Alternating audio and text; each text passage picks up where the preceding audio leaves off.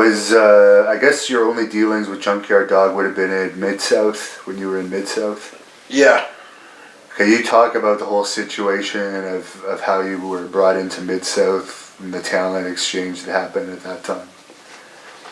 Yeah, we had, when we brought Ricky and Robert and the Midnight Express and Jimmy Cornette, they had never seen people like them. I mean, JYD was the top babyface.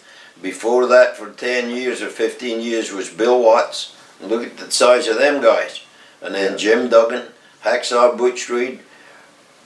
So they were all monsters. Right. So I bring in a crew of little bitty fellas. I mean, compared to them, itty bitty fellas. Ricky Morton, for God's sake. Yeah. Taking the place of JYD, big black dude, kick-ass, little white dude, blonde hair, sell his ass off. Two different kettles of fish, but it worked. And how did you like dealing with Bill Watts? Because he was known for being definitely, there's no question he was the boss. Yes, he was. But I mean, again, I liked him because I can be a little Bill Wattish too, I guess. If you're really passionate about what you're doing and somebody's screwing up, it doesn't matter what you say to him as long as you get it at, hey, you know, and Bill was like that too. And I'm kind of like that. But he was 6'2" or whatever, 300 pounds, and I'm 5'7", 210. The guys look at you a little different, I guess, but it still means the same thing. I'm still the booker. What was the money like in those days in that territory? Unbelievable. When he come up here and looking for a crew and talking to Jarrett, I came into the office, so they were all sitting talking about it. So Bill says, well, my territory's on its backside, we got to do this, we got to do that, blah, blah, blah. So they talked about getting some of the boys to, Jarrett says to him, Bill Watts, if I was you before I leave this office today, I would talk to that little son of a bitch over there and see if he wants to come be your booker. And he kind of looked at me and I kind of looked at him. So he called everybody stud back in them days. So he comes over to me and he sits down kind of like where we are. And when he looks at me, he says, hey stud, you think you'd like to go to Louisiana?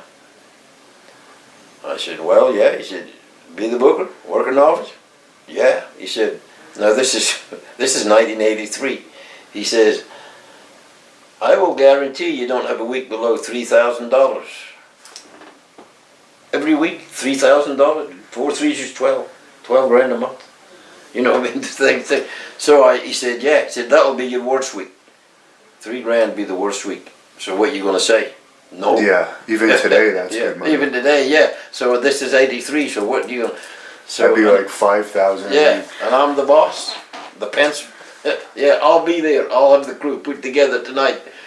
So I went and talked to Ricky and Robert and all the guys, and off we go to Louisiana. So I don't really know how would you... When we walked into Houston, I think we all started off about Houston, Paul Bosch's town. They were all there, all the monsters, guys your size. And Ricky, Robert, me, Terry Taylor, Magnum TA was already there. So 6 guys, normal size type guys walk in. Yeah. This is the crew. And Grizzly Smith is the Yeah. assistant booker, you know how big Grizzly is. Yeah. And Jake, that's his son, Jake Roberts. So. Yeah. And I'm friends with Sam, his other son. Oh yeah, Sam. I like Sam. He's a good guy. Yeah. So anyway, I don't know what the people thought. Well, look at the little bitty fellas, but my God, a month later, selling out everywhere. Wow. Unbelievable business.